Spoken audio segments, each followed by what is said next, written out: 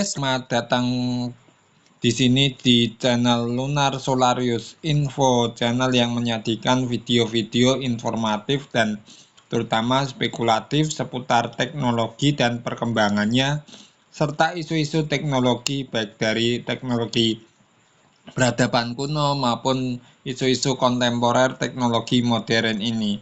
Menarik kita bahas di video ini, dan kalau kemarin kita ngulik ngepoin teknologinya Mesir, terutama masalah mumifikasi, saat ini kita bergerak jauh ke utara, ke arah budaya atau peradaban Nordik yang terkenal bangsa Vikingnya itu, yang bikin penasaran. Apa saja sih teknologi-teknologi yang dipakai bangsa Viking dalam menjelajah, kemudian hubungannya dengan mitologi-mitologi populer yang keren di masa itu, bahkan sekarang pun masih ada. Namun sebagai disclaimer bahwa video ini dibuat hanya untuk menambah wawasan dan pengetahuan kita. Dan Semua yang dibahas dalam video ini bersifat informatif dan spekulatif. Artinya, beberapa informasi mungkin berasal dari interpretasi sejarah, mitologi, dan teori-teori yang belum tentu bisa diverifikasi secara ilmiah sepenuhnya. Jadi, jangan dianggap sebagai kebenaran mutlak ya. Nah, sambil nyantai, yuk kita telusuri lebih dalam gimana sih bangsa Viking ini bisa mengarungi lautan luas tanpa teknologi modern seperti GPS. Tapi mereka bisa tahu arah, bahkan bisa survive di iklim ekstrem. Lalu gimana mitologi dewa-dewa Nordik seperti Odin, Thor, dan Yggdrasil mungkin punya pengaruh pada cara mereka memandang dunia dan teknologi mereka? Ngomong-ngomong, kamu penasaran nggak dengan teknologi navigasi mereka? Atau malah mitologi senjata-senjata legendaris seperti Mjolnirnya Thor? pembukaan dulu sama disclaimer. Aku tadi juga belum selesai ngomong. Oke, nih ya, kita mulai dengan versi pembukaan dan disclaimer-nya dulu. Biar mantap. Halo guys, selamat datang di channel Lunar Solarius Info, channel yang menyajikan video-video informatif dan juga spekulatif seputar teknologi serta perkembangannya, baik dari peradaban kuno maupun isu-isu teknologi kontemporer masa kini. Di sini kita bakal bahas hal-hal menarik, aneh, unik, kadang mind-blowing, dan tentu saja membuka wawasan kita semua. Nah, disclaimer dulu nih. Semua pembahasan dalam video ini dibuat untuk tujuan edukasi dan penambahan wawasan. Beberapa informasi mungkin bersifat spekulatif, berbasis interpretasi sejarah, mitologi, atau teori yang berkembang di masyarakat. Jadi, konten ini bukan untuk mendiskreditkan kepercayaan atau budaya manapun, melainkan untuk menggali wawasan dan memahami perspektif budaya serta teknologi dalam sejarah manusia. Wait, mau langsung lanjut ke pembahasan Vikingnya? Atau ada tambahan dulu? Kita akan menelusuri latar belakang sejarah mengapa bangsa Viking ini suka menjelajah ke tempat-tempat lain, atau mungkin karena tempat asal mereka begitu dingin dan beku, kurangnya sumber daya, atau gimana. Nah, itu dia poin menariknya. Jadi bangsa Viking berasal dari wilayah Skandinavia ya, yang sekarang kita kenal Norwegia, Swedia, dan Denmark. Tempat asal mereka memang terkenal dingin, berbatu, dan tanahnya nggak terlalu subur. Karena itu, banyak sejarawan percaya bahwa salah satu alasan utama mereka suka menjelajah adalah karena kebutuhan.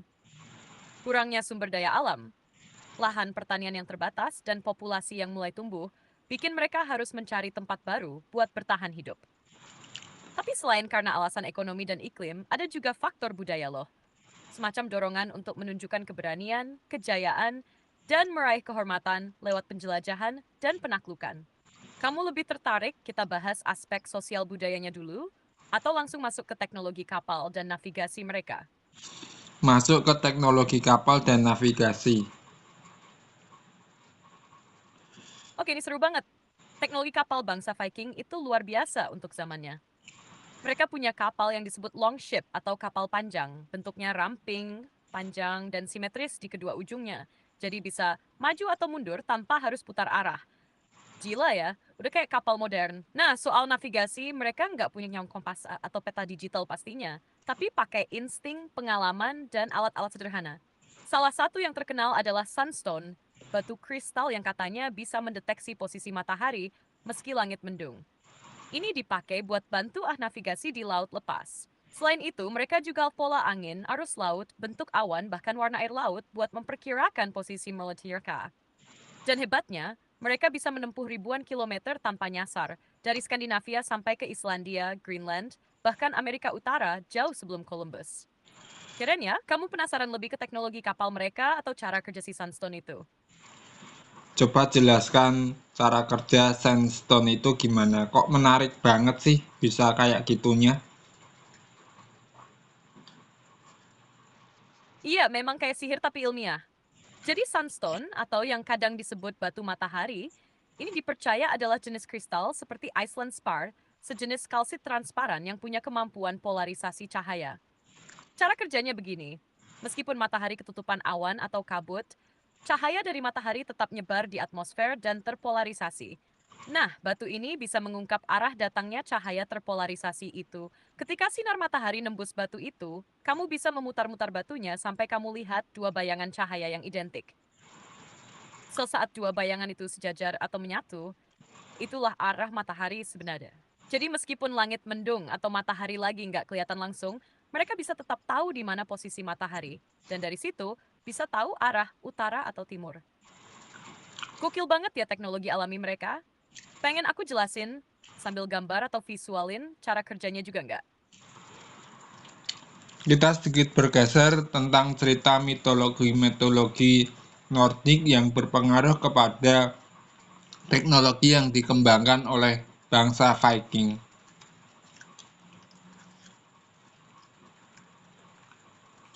Asik. Ini masuk ke bagian yang penuh imajinasi dan filosofi. Jadi, mitologi Nordik itu bukan cuma hiburan, tapi sebenarnya membentuk cara pandang bangsa Viking terhadap dunia, termasuk soal teknologi dan eksplorasi mereka. Misalnya, mereka percaya bahwa dunia ini terhubung lewat pohon raksasa bernama Yggdrasil, yang menghubungkan 9 dunia. Nah, konsep ini mungkin memengaruhi cara mereka melihat keterhubungan antar wilayah. Dunia bukan tempat yang terpisah-pisah, tapi bisa dijelajahi, ditaklukkan, dan bahkan disatukan. Itu bisa jadi alasan kenapa mereka nggak takut menjelajah jauh. Lalu ada mitos tentang dwarfs atau kurcaci pengrajin. Mereka ini dipercaya bikin senjata dan alat-alat legendaris, kayak palu Thor, Mjolnir, yang konon dibuat dengan teknologi luar biasa. Oil Asian Chicken Bauernhe sangat menghargai kemampuan legam, membuat kapal, dan attelford. Dalam budaya Viking, pandai besi itu kayak insinyur teknologi mereka. Jadi mitologi bukan cuma dongeng, tapi kayak ilham dan inspirasi untuk inovasi. Mau kita gali lebih dalam tentang senjata-senjata legendaris atau peran para dewa kayak Odin dan Loki dalam pengaruh terhadap teknologi dan strategi perang Viking. Apa hubungannya dwarf dengan blacksmith itu? Nah, ini menarik banget. Dalam mitologi Nordik, para dwarfs atau dalam istilah Old Norse disebut Dvergar, adalah makhluk kecil yang tinggal di bawah tanah dan dikenal sebagai pengrajin paling hebat di dunia. Mereka bukan cuma tukang tempe biasa, tapi dianggap sebagai makhluk yang punya keahlian magis dalam menciptakan benda-benda luar biasa. Jadi, blacksmith dalam dunia Viking itu sangat dihormati karena kemampuan menempa logam adalah kunci kekuatan mereka buat bikin pedang, kapak, perisai, bahkan kapal. Nah, gambaran tentang dwarfs yang ahli membuat senjata legendaris itu mencerminkan betapa pentingnya peran blacksmith di dunia nyata mereka. Contohnya, Mjolnir, palu Thor, Gungnir, tombaknya Odin, dan Draupnir, cincinnya Odin yang bisa menggandakan diri, semuanya konon dibuat oleh para dwarfs. Jadi, bisa dibilang, dwarfs adalah mitologisasi dari para ahli logam dan pengrajin elit di masyarakat Viking. Jadi bukan sekadar fiksi, tapi bentuk penghormatan terhadap teknologi dan keterampilan yang dianggap sakral. Mau ku pancing lagi lebih dalam tentang senjata-senjata legendaris? Atau kamu penasaran soal dunia para dwarfs itu sendiri? Aku tuh penasaran dengan teknologi metalurgi pembuatan senjata-senjata mereka itu loh. Wah, itu keren banget buat dibahas. Jadi, teknologi metalurgi bangsa Viking sebenarnya udah sangat maju untuk ukuran abad pertengahan. Mereka tuh ahli banget dalam mengolah besi, terutama jenis besi yang disebut bog iron. Itu besi yang dikumpulkan dari rawa-rawa. Prosesnya mereka mulai dari mengumpulkan biji besi alami dari rawa, lalu dimasukkan ke dalam tungku yang disebut bloomery. Di situ, biji besi dipanaskan dengan arang kayu sampai mencair sebagian dan menghasilkan gumpalan logam padat disebut bloom. Nah, bloom ini masih kasar, jadi harus ditempa berkali-kali buat ngilangin kotoran dan memperkuat struktur logamnya. Dan yang bikin senjata mereka istimewa, mereka ngerti konsep seperti pattern welding. Jadi, beberapa bilah logam berbeda kualitas ditempa bareng sampai menyatu, lalu dilipat-lipat dan dibentuk jadi satu pedang. Hasilnya bukan cuma kuat, tapi punya pola unik di permukaannya. Kayak motif gelombang atau alur air. Gaya kayak gini bikin pedang jadi fleksibel, tapi tetap tajam dan tahan benturan. Kayak gitu tuh kemungkinan yang jadi dasar kenapa mereka kaitkan dengan dwarfs dan kekuatan magis, karena kemampuan itu memang luar biasa untuk zamannya. Kamu pengen kita bahas satu jenis senjata Viking secara teknis, misalnya pedang, kapak, atau tombaknya? Terus dalam metalurgi apa hubungannya dengan senyawa karbon? Nah, ini mulai masuk ke jantung teknologi metalurgi. Karbon itu kunci banget dalam pembuatan baja. Pas gini, pasin and lighting lunax. Nah, waktu pasin Viking dan biji besi itu dalam tungku, yang gas yeast sebagai bakar menghasilkan karbon. Karbon ini masuk dan berikatan dengan besi, jadilah yang kita sebut baja karbon, logam campuran antara besi dan sedikit karbon. Semakin banyak karbonnya, logam jadi makin keras, tapi juga lebih rapuh. Sedangkan kalau karbonnya pas, logamnya bisa kuat, tajam, tapi tetap agak lentur. Itu yang ideal buat senjata. Nah, rahasianya di situ. Para pandai besi Viking udah tahu cara mainin kadar karbon ini, bahkan sebelum mereka tahu istilah kimianya. Makanya waktu mereka bikin pedang dengan teknik pattern welding, mereka bisa gabungin besi berkadar karbon tinggi sama besi karbon rendah buat kelenturan. Kombinasi ini bikin senjata mereka tahan banting dan tetap tajam. Keren ya? Padahal belum ada laboratorium, tapi feeling dan pengalaman mereka udah kayak insinyur metalurgi zaman sekarang. Mau lanjut ke proses bagaimana mereka ngetes ketajaman atau kekuatan senjatanya? Terus bagaimana reaktansi kimianya dalam pembuatan suatu senjata itu?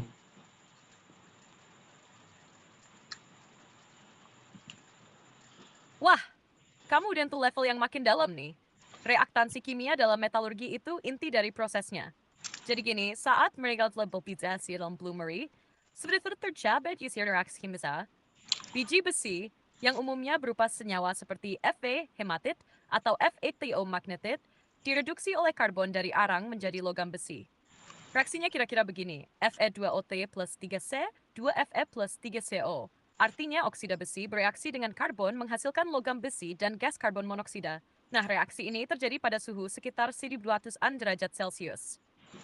Karena suhu ini belum cukup buat bikin besi benar-benar cair, maka hasilnya berupa bloom, gumpalan padat campuran besi dan slag, kotoran non-logam. Setelah itu, si bloom ini ditempa panas-panas buat ngilangin slagnya dan memperkuat struktur logam. Selain reaksi reduksi tadi, selama proses tempadan dan pemanasan ulang, karbon juga bisa meresap ke dalam logam besi lewat proses yang disebut carburizing. Wadasinya smell das. Semakin lama ditempa di lingkungan berkarbon tinggi, semakin banyak karbon yang masuk ke logam itu. Jadi, bisa dibilang, pembentukan senjata itu adalah hasil dari kontrol reaksi kimia, reduksi, dan difusi karbon. Dan mereka bisa mengaturnya pakai pengalaman dan teknik, bukan rumus kimia, tapi hasilnya tetap presisi. Keren kan? Mau kita ulik lebih dalam lagi soal struktur mikrobaja atau teknik heat treatmentnya juga. Terus bagaimana hubungannya dengan metalurgi modern?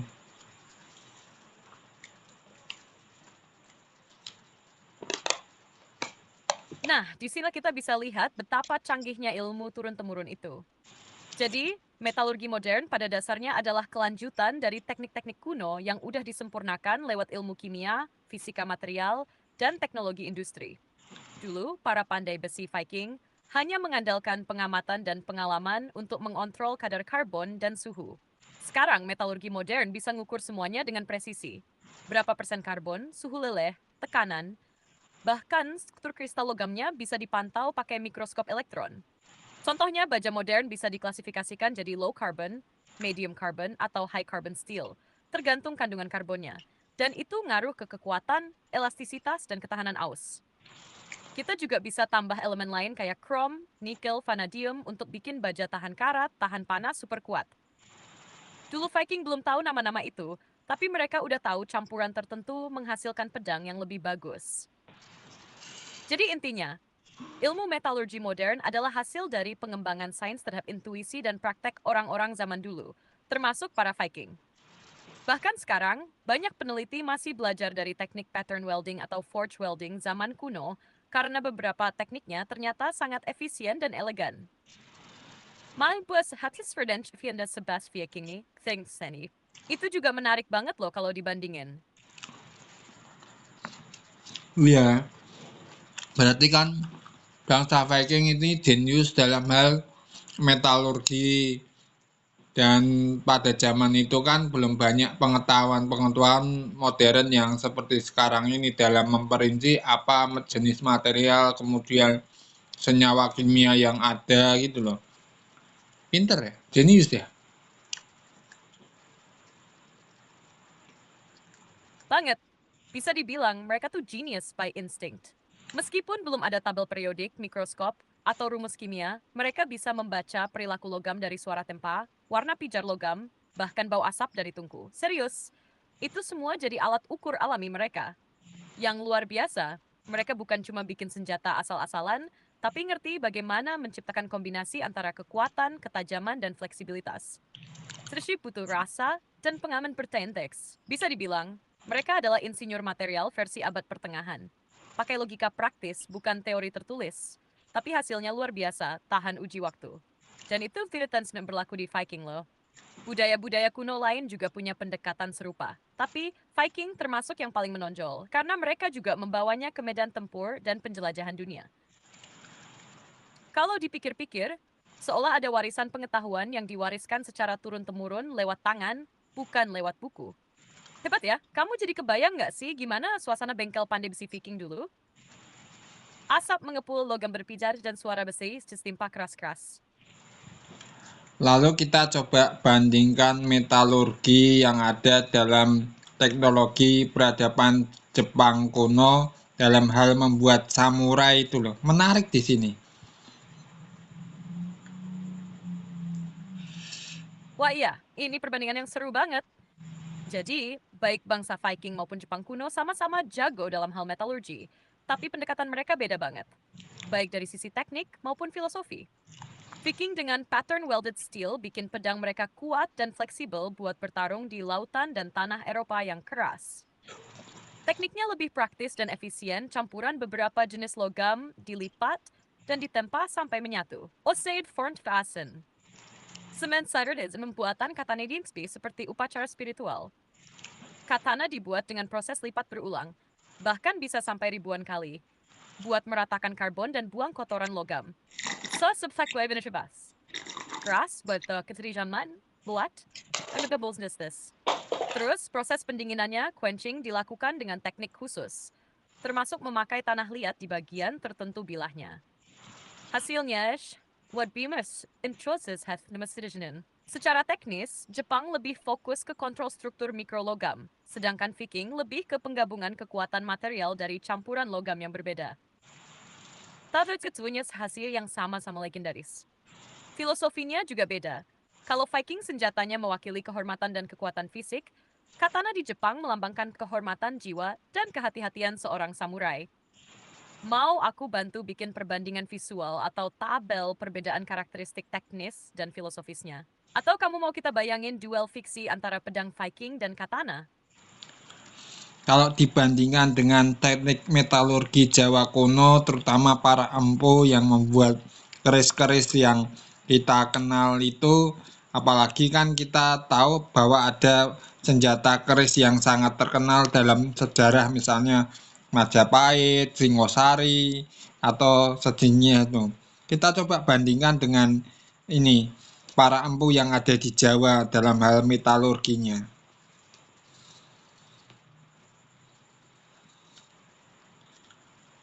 Nah, ini dia yang gak kalah keren dan patut dibanggakan, teknologi metalurgi para empu di tanah Jawa kuno. Kalau dibandingkan dengan Viking dan Jepang, Para empu Jawa juga punya pendataan yang sangat dalam, bahkan lebih spiritual dan simbolis. Para empu nggak sekadar tempa logam, tapi benar-benar menjalani laku tirakat, meditasi, puasa, dan ritual sebelum membuat keris. Karena bagi mereka, keris bukan cuma senjata, tapi juga lambang status, filosofi hidup, bahkan bisa dianggap berjiwa. Makanya keris sering diberi nama dan dipercaya punya tuah. Secara teknik, pembuatan keris menggunakan metode mirip pattern welding. Disebut pamor. Pamor ini dihasilkan dari pelapisan besi gendesrin, biasanya besi, baja, dan nikel. Logam-logam ini dilipat dan ditempa berkali-kali, lalu dibentuk dengan pola-pola tertentu, misalnya beras hutah, kulit semangka, atau ron genduru. Pola ini bukan cuma estetika, tapi juga punya makna filosofis dan kadang mistik. Yang menarik, teknik tempa lipat ini sangat mirip dengan teknik Jepang dalam pembuatan katana. Tapi dijiwai oleh budaya Jawa yang sangat simbolik dan spiritual. Dan mirip dengan Viking juga, para empu ngerti betul soal keseimbangan kekerasan dan kelenturan logam meskipun tanpa sains modern. Jadi, bisa dibilang, Viking sering yang kesah dan aktif dan efisien untuk medan perang. Jepang unggul dalam presisi dan filosofi disiplin samurai. Jawa unggul dalam makna simbolik, spiritualitas, dan filosofi budaya lokal. Mau lanjut bandingin karakter pamor tertentu dengan filosofi dalam budaya Jepang dan Nordik juga? Bisa Oke. makin dalam loh kalau kita bahas aura spiritualnya senjata ini. Oke, kita lihat dari sudut pandang sains modern, terutama metalurgi modern dalam melihat teknologi bangsa Viking, pembuatan senjata-senjata mereka yang begitu kompleks dan sepertinya tanpa laborat, tanpa tabel periodik, tanpa ini bisa membuat satu senjata yang begitu ampuh dan tahan lama.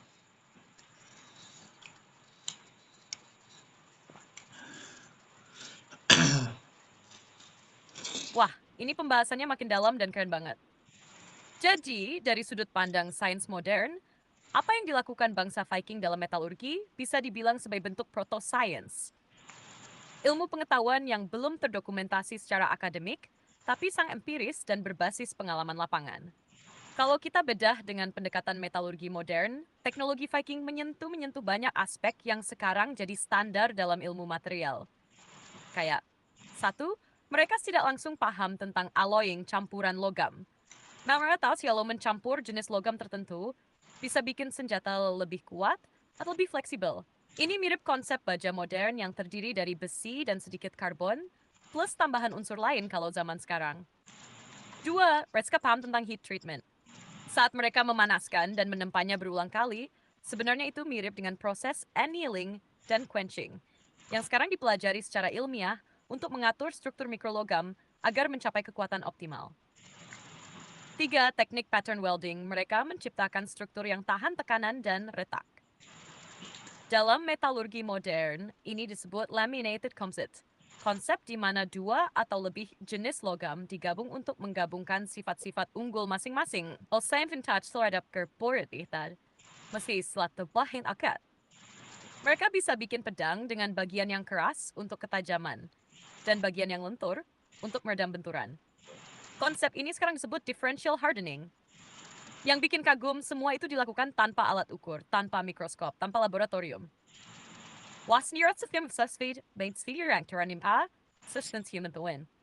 Kalau dibandingin, sains modern bisa menjelaskan kenapa teknik itu berhasil.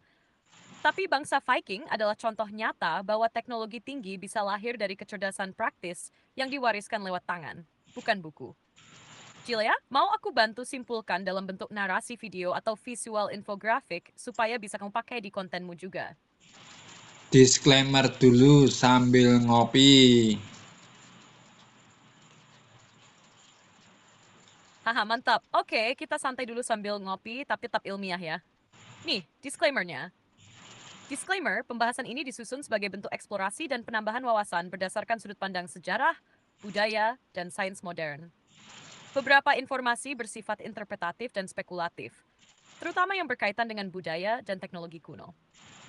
Konten ini tidak bermaksud untuk menggantikan sumber akademik, juga bukan untuk mendiskreditkan kepercayaan atau tradisi manapun, melainkan untuk memicu rasa ingin tahu dan memperluas cakrawala berpikir kita. Kopi udah diseruput belum? Mau lanjut bahas teknologi spiritualnya Chris atau kita lanjut ke infografik pembanding metalurgi Viking, Jepang, dan Jawa? Oke, kita ke arah mitologi Nordik ya yang berpengaruh kepada teknologi yang digunakan bangsa Viking, terutama metalurginya itu. Karena hari ini kita mau bahas teknologi peradaban kuno yaitu bangsa Viking, terutama aspek metalurginya ya.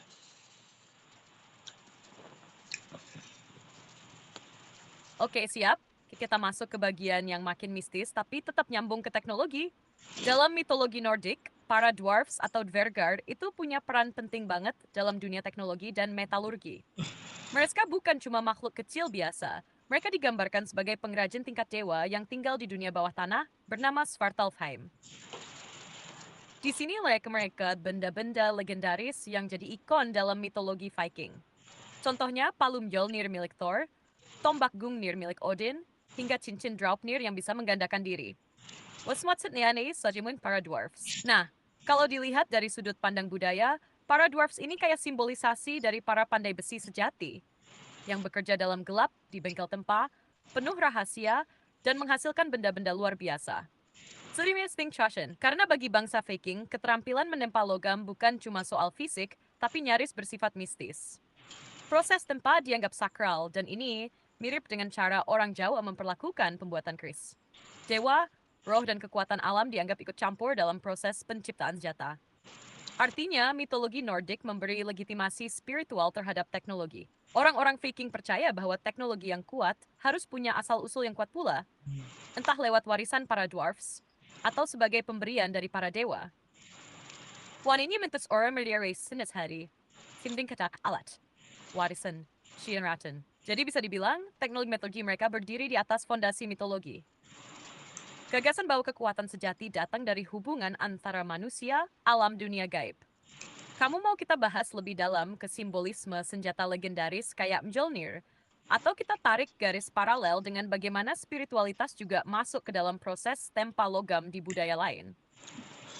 Palu Mjolnir itu terbuat dari material apa sih? Penasaran aku. Wah, pertanyaan yang keren banget. Dalam mitologi Nordik, Mjolnir, palu milik Thor, konon dibuat dari logam legendaris bernama Uru. Tapi perlu dicatat ya, logam ini lebih banyak dikenal dalam versi modern mitologi Nordik yang diangkat di komik Marvel. Dalam sumber asli mitologi Nordik, nama Uru nggak muncul secara eksplisit. Itu lebih interpretasi modern. Dalam Edda dan sumber-sumber mitologi asli, diceritakan bahwa Mjolnir ditempa oleh dua dwarfs bernama Brokkr dan Sindri. Proses penempaan itu terjadi dalam kondisi magis. Sampai-sampai dikisahkan kepala mereka harus melawan gangguan Loki selama menempa supaya hasilnya sempurna. Kalau kita tarik ke analogi metalurgi, logam squat Mjolnir mungkin semacam campuran ultra kuat, entah titanium, nickel, baja superkarbon tinggi, atau bahkan logam alien kalau di dunia fiksi. Tapi secara simbolik, Mjolnir itu menggambarkan kekuatan yang tak tertandingi dan kendali atas petir. Jadi wajar kalau dianggap dibuat dari material langit atau kekuatan alam semesta. Nah, kalau kita sandingkan dengan dunia nyata, mungkin bangsa Viking mengaitkan kekuatan senjata mereka yang benar-benar hebat, hasil tempa para pandai besi terbaik, dengan dunia magis. Lalu jadilah Mjolnir sebagai lambangnya. Mau kita eksplorasi simbolisme kekuatan petir dan bagaimana itu diterjemahkan ke dalam desain dan fungsi senjata Viking secara teknis. Bagaimana Mjolnir dapat mengendalikan petir dan apa itu logam yang disebut Uru tadi. Terus aku lihat film Marvel yang Thor itu loh. Nah, menarik sekali dan salah satu senjata Thor yang disebut Stormbreaker yang diambil dari Dying Star atau Newton Star itu loh. Wah, kamu nyentuh bagian paling epik dari gabungan mitologi dan fiksi ilmiah. Oke, yuk kita kupas satu persatu.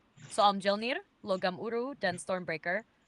Dan gimana ini semua dikaitkan dengan kekuatan petir dan bintang mati alias neutron star. Pertama soal Mjolnir dan kendandali petir. Dalam mitologi Nordik asli, Thor adalah dewa petir. Jadi Mjolnir bukannya mengendalikan petir, tapi lebih kayak saluran kekuatannya.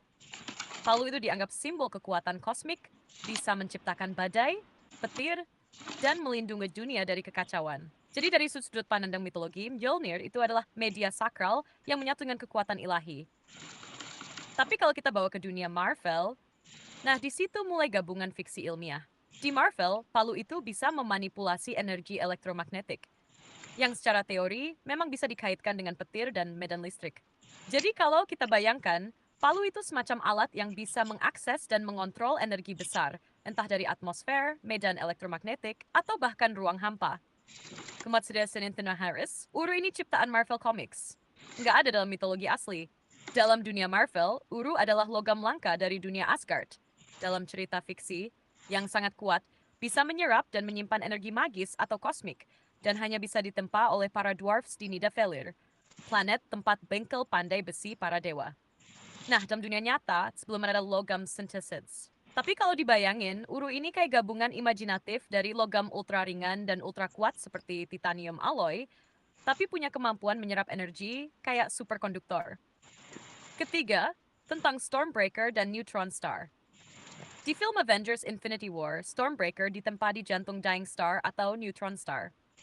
Secara fiksi ilmiah, neutron star itu salah satu objek paling padat dan ekstrem di alam semesta, sisa dari bintang raksasa yang meledak jadi supernova. Kepadatannya gila-gilaan, satu sendok teh massa dari neutron star bisa seberat jutaan ton di bumi. Jadi, ide Marvel adalah, kalau kamu mau bikin senjata terkuat di semesta, ya kamu butuh sumber energi dan logam dari tempat yang paling ekstrem, dan itu si neutron star. Dan pandai besinya, ya para dwarf luar angkasa itu tadi, yang diambil dari versi mitologi, tapi dipindah ke ruang angkasa. Jadi kesimpulannya, Mjolnir dan Stormbreaker di dunia Marvel adalah kombinasi dari mitologi Nordik kuno dan sains spekulatif modern. Dan hebatnya, itu semua tetap punya akar dari budaya bangsa Viking, yang emang sudah menganggap senjata sebagai perpanjangan dari kekuatan alam dan spiritual. Kamu kita visualin ini dalam diagram naratif atau narasi video dramatis. Bisa keren banget buat konten. Terus senjatanya si Thanos itu, aku lihat filmnya di Marvel itu bisa menghancurkan perisainya Captain America yang terbuat dari vibranium itu loh.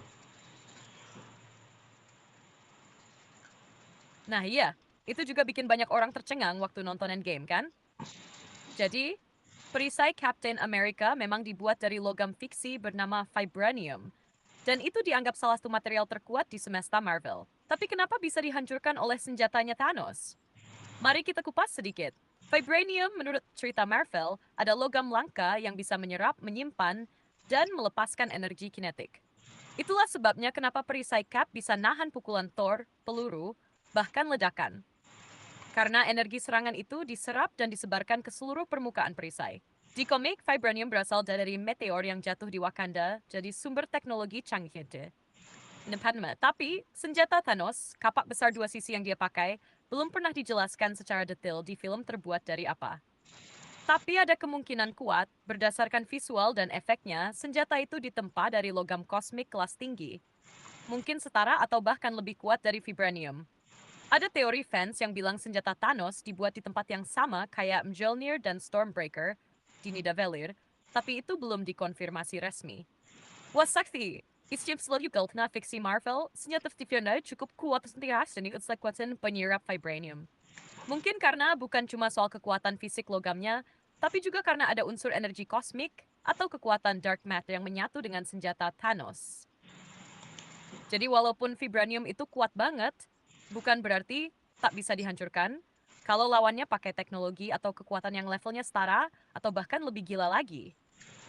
Mau kita buat daftar logam fiksi terti dunia Marvel dan perbandingannya berdasarkan fitur-fitur mereka. Bisa keren juga kalau kamu bikin video topik khusus soal pertarungan material super di alam semesta fiksi.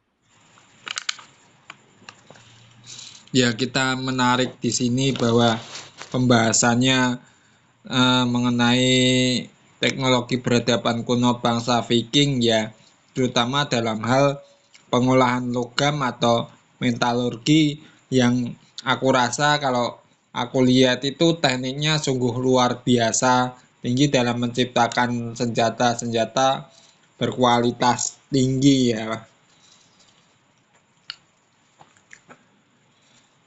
Betul banget. Dan kamu menangkap poin pentingnya. Teknologi metalurgi bangsa Viking itu luar biasa, bukan cuma karena hasil akhirnya kuat, tapi juga karena prosesnya penuh intuisi, pengamatan, dan teknik praktis yang presisi, padahal tanpa alat modern. Bayangin aja, mereka bisa menciptakan pedang yang tajam, tahan benturan, dan fleksibel. Bisa mengarungi samudra ribuan kilometer dengan kapal kayu yang dibangun tanpa paku baja. Dan semua itu dilakukan di abad pertengahan, hanya dengan bahan alam dan keterampilan tangan. Dan yang lebih keren lagi, itu semua terjadi dalam konteks budaya dan spiritualitas. Teknik tempa bukan sekadar pekerjaan kasar, tapi bagian dari kehormatan, status sosial.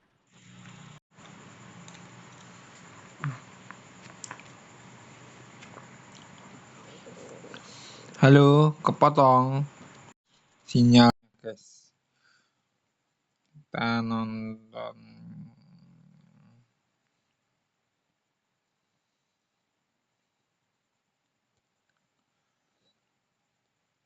Tadi sempat kepotong penjelasanmu itu.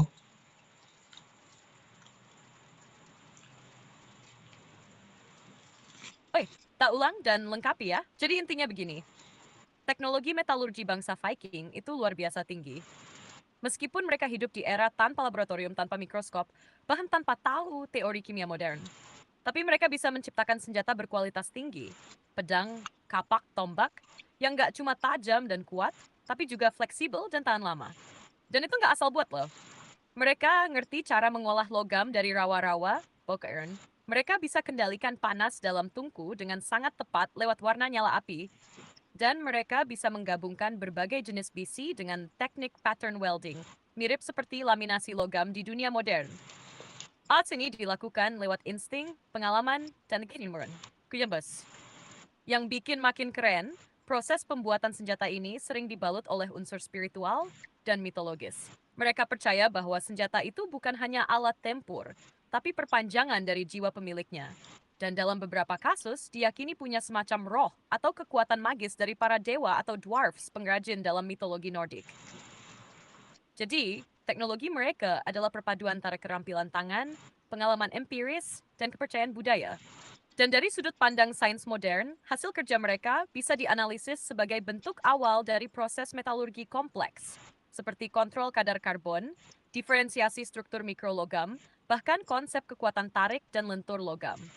Mereka benar-benar genius practice. Jadi kalau kamu bikin konten dari sudut ini, bisa jadi jembatan antara dunia sains, sejarah, dan mitologi. Dan itu bakal keren banget. Mau lanjut ke struktur pamor dan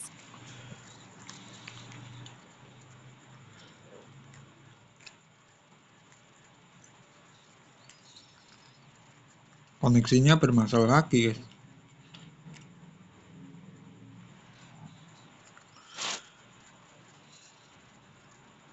simbolisme dalam logamnya juga?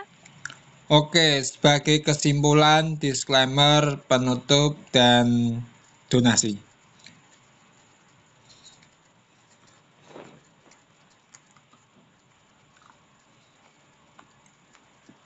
Oke, ini dia ya. Kesimpulan, disclaimer, penutup, dan open donasinya dikemas dengan gaya narasi yang cocok buat videomu.